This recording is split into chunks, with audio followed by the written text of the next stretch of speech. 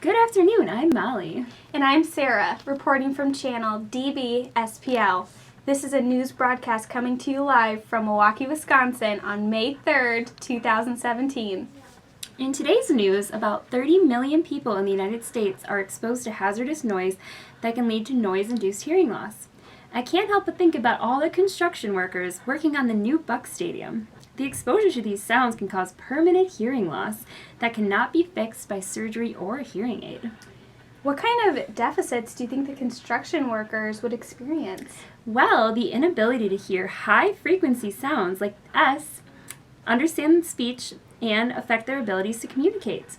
The hearing loss can even increase the amount of accidents at the workplace because they are unable to hear warning signs. Wow, it makes me want to wear earplugs all the time. Madeline and Molly Hobbs are actually live at the construction site. Let's see how their experience is. Hey, how was your weekend? Wait, sorry, Molly, what? I can't really hear you. Oh, it doesn't seem like they're hearing us. Let's check in again. Madeline? I'm sorry. We're having troubles hearing you back at the news station. Hello? The construction is so loud over here.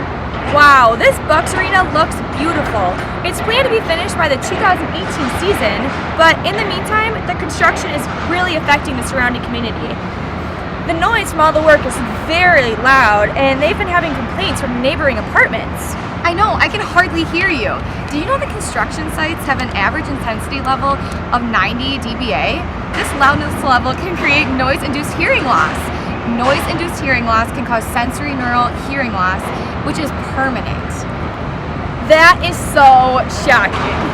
Did you know that when the Bucks Arena is finished, fans will also be at risk for having hearing loss when they attend games?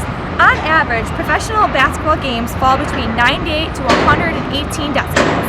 That is like standing right next to a power saw. That is so scary. According to NIOSH, about 15% of workers will develop hearing loss this year from exposure to noises over 85 decibels or higher. Don't become part of the statistics. Find out today if you're at risk for hearing loss at your job. Back to you, Molly and Sarah. Who knew that noise-induced hearing loss was so dangerous to your hearing? Length of exposure is also detrimental to one's hearing. Did you know that noise-induced hearing loss has been found to occur with continuous exposure for 8 hours at 85 dBA? But shorter exposure to greater levels can also be dangerous. Length of exposure is very important to know, especially for those Bucks fans that go out and celebrate the Bucks game after a win.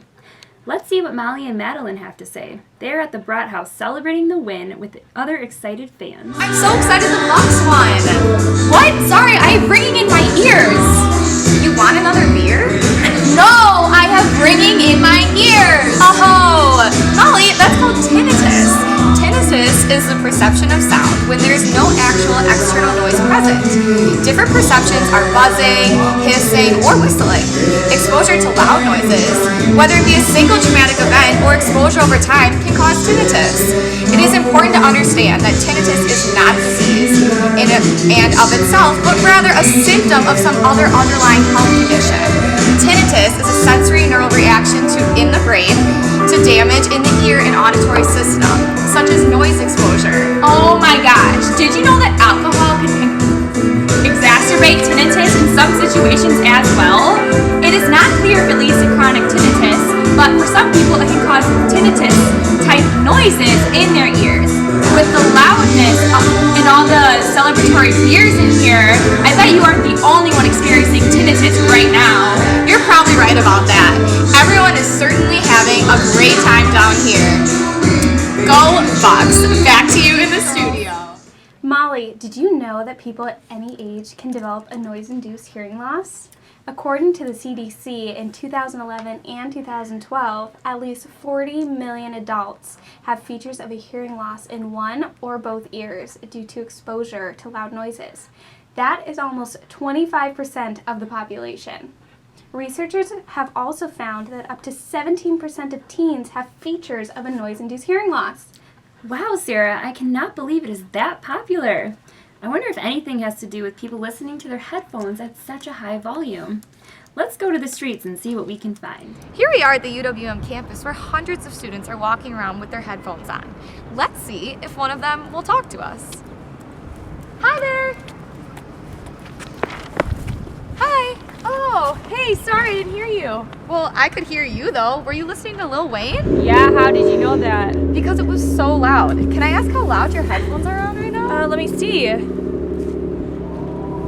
Yeah, it's all the way up. Oh my goodness. Why do you listen to it so loudly? I don't know, I always listen to it that loudly. Did you know that you should really only be listening to music on your phone for 60 minutes at 60% of its volume? No, I didn't, but thanks for sharing. Of course. Back to you, Molly. Madeline? When listening to music through headphones, always remember that if it is too loud to hear what is going on around you, your music is likely causing hearing damage. That type of damage is irreversible, so remember that it is important to take care of your ears right now. This just in, breaking news story. There was a robbery right off campus and... What was that? A gun? Molly, are you hearing this? Yes, I am. There was a gunfire just north of campus. Did you know that a gunfire can be 150 decibels? That is basically double the amount of decibels you should ever be around. Hide your kids, hide your wife, hide your Celia. I need to go and find my earplugs. Thanks so much, Sarah. Everyone stay safe out there. In today's news, did you see the new Summerfest lineup? Yes, I am so excited. Summer concerts are so fun. But for those concert goers, it is important to remember to protect your hearing. Wow, and thanks for telling our listeners that important bit of advice. People should also be aware of the importance of hearing protection. You can wear foam earplugs. They have a high noise reduction rating, are comfortable to wear, are good for wear for long term, constant exposure, and are small. Therefore, they are cosmetically pleasing for those concerned about their concert outfit. Yeah, apparently last year, fans who attended the No Doubt concert at the Marcus Amphitheater experienced 107.5 dB halfway back in the venue. Fans at the Whitesnake concert also experienced 105.4 dB 10 rows back and 100 dB standing on the bleacher seats. That is a lot of noise exposure, so it is important to wear that hearing protection like you mentioned, Molly. Thanks for joining us on today's news segment. Tune in tomorrow for an interesting discussion on classroom amplification systems.